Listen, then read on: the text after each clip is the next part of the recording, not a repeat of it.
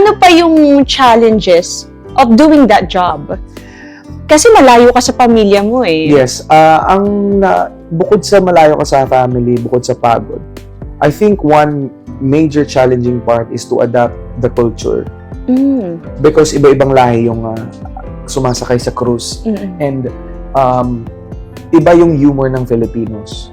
Iba yung humor ng mga ibang lahi. So you have to adapt. And challenging siya in a way and in a sense na ma-offend mo kaya sila kapag ito yung i-joke mo. Because if you sing on stage, you're not just singer. Yeah. You perform and you entertain them. Yes. So sometimes you have to think kung ano yung magiging patok. Minsan may mga, kumbaga tinatawag natin ditong walay. Oo. Pero hindi mo ipapahalata. And sometimes, kasi casino, sometimes may lasing. So you have to deal with it kasi minsan may magsiselo sa asawa. Kasi kumbaga may mga asawa mag-enjoy sila. Mahirap. Grabe, no? Magandang araw mga kapolitika at welcome back dito sa ating YouTube channel. In this video is pag-uusapan natin ang magiging career ni Sofronio Vasquez dito sa Amerika kasi kahapon ay umuwi na nga itong ating kababayan na si Sofronio dito sa Amerika. And next month is babalik po siya dito sa ating bansa para sa series of projects at the same time dito sa kanyang major concert na na-report natin sa ating previous video. And this time is pag-uusapan rin po natin itong kanyang interview kasi merong bagong labas na interview dito sa YouTube sa Push TV na channel, and then in-interview itong si Sofronio Vasquez at ipi-play po natin, ipapanood po natin yung video clip na kung saan ay interesting sa buhay pa rin ni Sofronio Vasquez.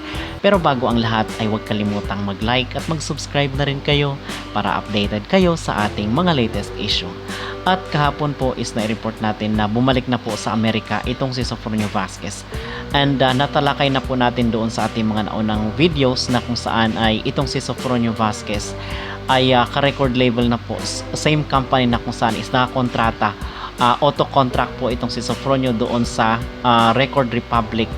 At kasama niya dito sila Nicki Minaj, sila Ariana Grande, sila Taylor Swift at si John Legend.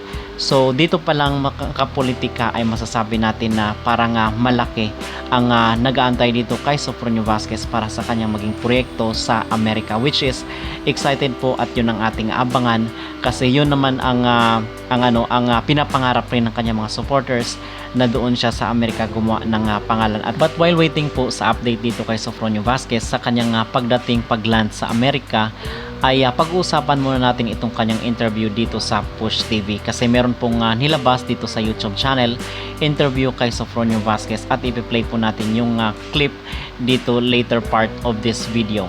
So sabi dito ay yung highlight lang sa interview mga kapolitika ay kwento ni Sofronio Vasquez yung istorya ng kanyang buhay together dito sa kanyang papa na kung saan is pumanaw dahil sa sakit noong 2018. So talagang namimiss niya yung kanyang tatay at inilahad rin ni Sofronio Vasquez yung struggle niya during pandemic, which is na-mention na nga natin at natalakay na natin yung gumawa siya ng iba't ibang racket. Talagang nakian daw siya, tinulungan daw siya nila yung mga kasama niya dito sa It's Showtime para magka-racket sometimes, but ang sabi ni Sofronio Vasquez ay hindi daw po talaga kasya yung kanyang kinikita. Then meron daw time na nagbebenta siya ng Biko, which is na-mention ng rin natin doon sa ating previous video. So yung napag-isipan ni Sofronio Vasquez na talagang mangibang bansa siya. Okay, at nung nagtrabaho rin po siya sa cruise ship ay nagkwento rin po dito ni Sofronio Vasquez yung kanyang struggle dahil iba't ibang lahi yung kanyang nakasalamuha doon sa cruise ship kasi na-mention nga niya na isa siyang singer doon sa loob ng cruise ship. So iba-ibang lahi, iba-ibang kultura.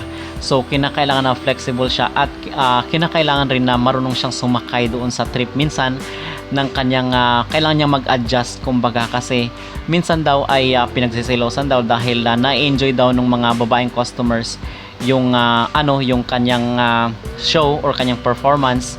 And then yun isa sa mga struggle ni Sofronio Vasquez. At the same time, tinanong rin itong si Sofronio kung na-homesick siya sa kanyang pamilya while doon siya sa cruise ship.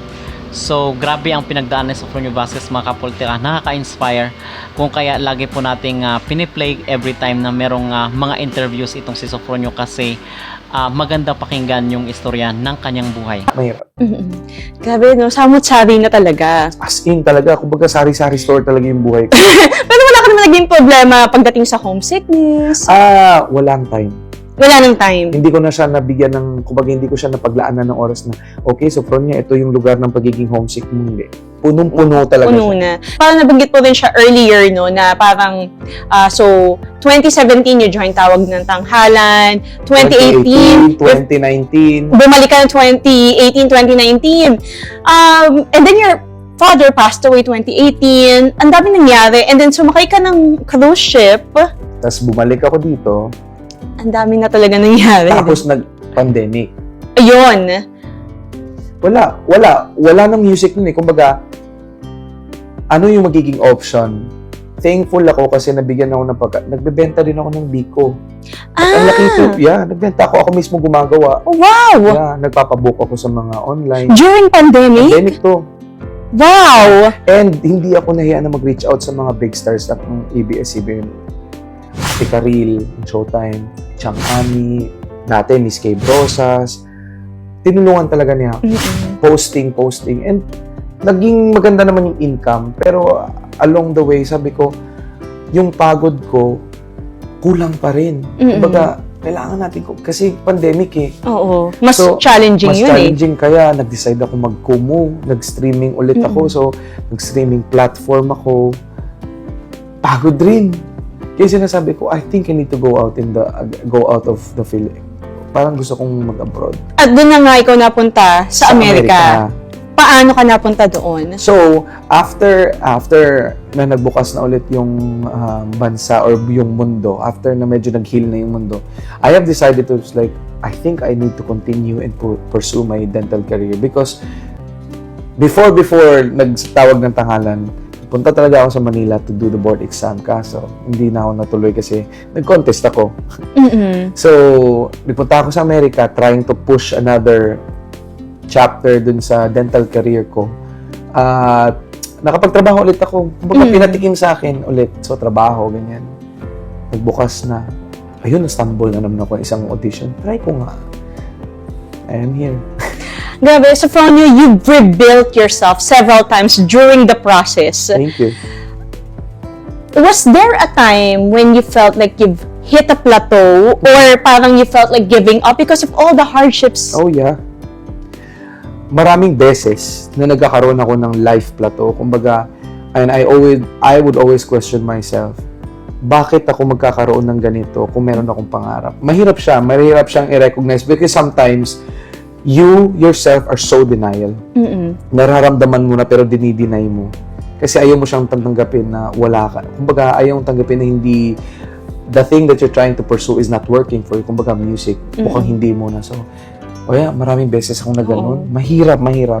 But now, looking back, kaya pala ganun kasi pinaprepare niya lang ako. At yun po ang clip ng interview dito kay Sofronio Vasquez sa Push TV. So plinay lang po natin mga kapultiya kasi ito ay hindi pa natin gaanong alam yung kwento doon sa pagtatrabaho niya sa cruise ship. So piniplay lang po natin kasi hindi po nakakasawang panoorin ang at pakinggan yung kwento ng kanyang buhay. Kwento ng determinasyon, pagsisikap, at of course yung pagtitiwala mo sa Diyos. Okay? So ano ang inyong masasabi sa kwentong ito mga kapolitika or dito sa videong ito? Mag-comment down below at huwag kalimutang mag-like at mag-subscribe na rin kayo para updated kayo sa ating mga latest issue.